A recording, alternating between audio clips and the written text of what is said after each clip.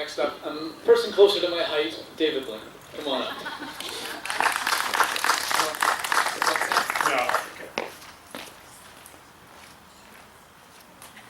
Okay, we really need to get a list of words you're not allowed to say, just so I know.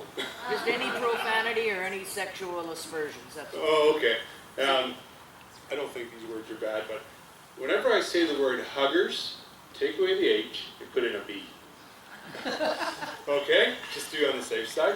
I am going to read what I call an epic fairy tale poem.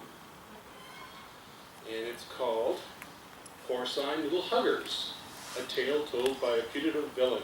This was part of the CV2 thing, and I'm still working on it, so this is a work in progress. Putative villain, a wolf, big and bad, they say. Origin in old grannies, gobble 'em up and cross-dress to hide the crime away. I'm tired of that old tale spun by them piggies. It's all a lark and a lie. Big and bad, utter malarkey. There's no huff and puff in my breath. More wheeze and cough, a sputter and a spew from a 3-pack-a-day habit of Viceroy king-size blue. My fur, it's all quite matted. My ribs, you can see 'em through the flaps of my excess skin. No way I'm some great hunter. I'd cramp and break down if I ran.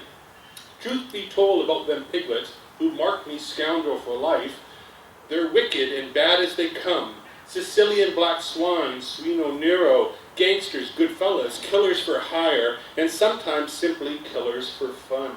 I've witnessed their business. I've watched their transgressions. Listen clear, I know what I speak. 2, now they're quite simple. Play with sticks and straw in the mud. Dolts, simpletons, muscle for murder. Few thoughts run around in their heads. But the 3rd, he's the one that's so special. A mason with bricks and some rocks. That pig, he's a darn genius. The one that plans and connives, spins stories, tells tales, places propaganda in the ears of them coppers, a different set of facts of the day. No one even considers them piggies, as cast a disbelieving eye their sweet way. That piglet thrives in deflection of suspicion, throws blame onto innocent laps. Don't believe me, you say, not those cute little piggies you wile, but I got proof of their crimes and wrongdoings, probative evidence of an unslanderous lot. Hansel and Gretel, those sweet kids, stone killers? No, that's a hoot and a holler, a howl at the moon. Those porcine little huggers did that neat little deed. A Shylock owed money by a gambling witch, ends with a shove in an oven and a nicely baked treat. Of course there's that prince who loved Rapunzel, so only an enchantress stood in his way. Our little trio garroted her mortal with some cheap wire and a few vigorous tugs. That maiden's hair was aplenty, garnished their meat and soup for a week. Rumpelstiltskin, he was plain silly, trying to steal a baby from that rich queen. She paid them pigs quite handsome, to bludgeon him savage, to slash and gash at his neck. In the end, tenderized dwarf, while quite fatty, is tasty, yummy bonus to their exorbitant pay. Those piggies, they're swine, they're perfect killers. In their actresses' sanguinary flavor, they show an artist's flair. With a booster club devotion in pursuit of their work, they show a remarkable glee. Pious and polyphonic, their murderous song, sung with sweet timbres of such innocent voice. And when the job it's finished, their hoofs go a-tapping to childish tunes played out on a small Irish whistle. Them swines dance a devilish jig. Now those little pigs, they're true demons, ideal killers for those kings and their queens. No clue or scrap remains on the floor when them hoggies are finished. The scene's cleaned up as neat as a pin. No toe tag required for ne'er a victim. You ask me why? Well, isn't it obvious when it comes to those pigs? There's no toes left for tag in the string.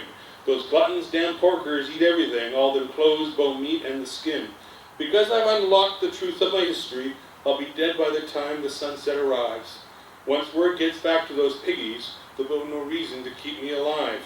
Porcine little huggers can't stand for any veracity that alters their spin and their view of the crime.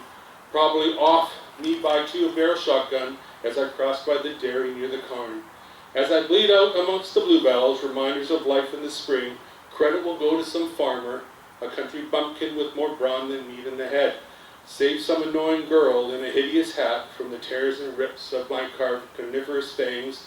Damn, I'll be cliched to the end. Of course, there's no proof of my wrongdoing. My toothless grin erased by a shot to the face, and all they'll have is the word of a farmhand, too frightened, because he knows he'll be next if he saves. The file will close in no time, with much fanfare, barely a blip from the press. Authorities satisfied by his story, regaled in considerable shock, and a reputation for taste of young flesh. So I'll leave you with my tale of pity. Go take my lumps for telling the truth. At least I've reclaimed my virtue in some small way while I'm still on this earth. Heck, I know that's wishful thinking, for those pigs are too good at their jobs. So I'll remain as they call me, a wolf big bad to the end. But please remember, villain, it's putative. Nothing's been proved in the end. Thank you.